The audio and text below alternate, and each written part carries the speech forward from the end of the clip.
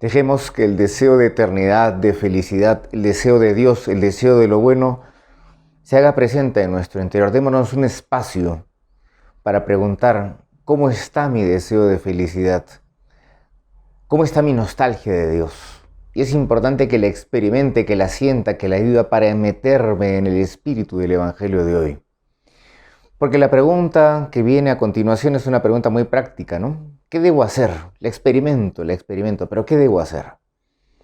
Y es importante descubrir, nos dice la primera lectura, que el espíritu, que la vida divina está en nuestro interior, está a nuestro alcance, no está lejos. La vida de santidad a la que todos los cristianos estamos llamados es propia de nosotros, es nuestra vocación. No está allá en el mar, no está lejísimos en las montañas, está depositada en nuestro interior por el Espíritu que se nos ha dado. Y la carta a los Colosenses nos invita a entender que todo tiene su consistencia en Cristo. Desde este deseo de eternidad, escuchemos a este letrado que le pregunta a Jesús, dice la Escritura para ponerlo a prueba, para tentarlo, pero nosotros escuchémoslo con el espíritu ansioso del bien. ¿Qué debo hacer para alcanzar la vida eterna? Y Jesús le responde dos cosas. ¿Qué está escrito? ¿Qué lees? Y es como si a ti y a mí nos dijera, ¿qué dice en sí mismo la Escritura? ¿Y qué te dice a ti la Escritura? ¿Qué lees tú de la Escritura? Y es importante también nosotros que esa pregunta dejemos que resuene en nuestro interior. ¿Qué dice? ¿Qué me dice a mí la Escritura? Para que yo después le pueda decir a Dios, esto me dice. ¿Tú qué me dices, Señor?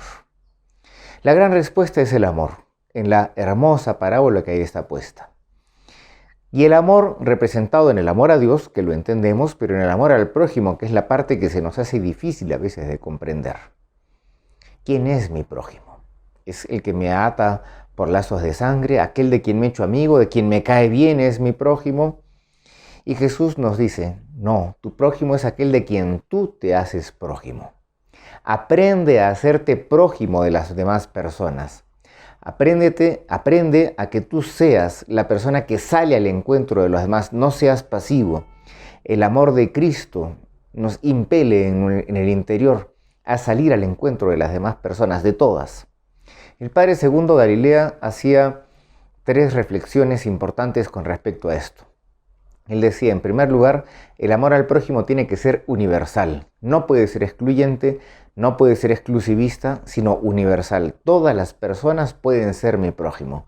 Depende de lo prójimo que me haga yo de las otras personas, de cuánto me acerque, de cuánto me preocupen. Y si es con el amor de Dios, me voy a hacer cercano a las demás. En segundo lugar, el prójimo es aquel de quien yo me reconcilio.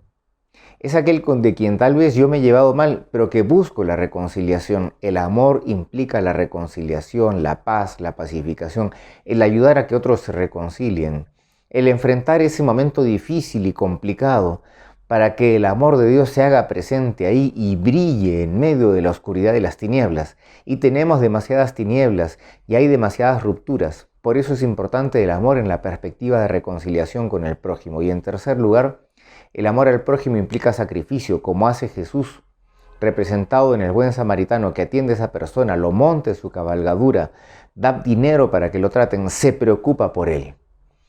El amor al prójimo entonces es universal, promueve la reconciliación y se sacrifica por las demás personas.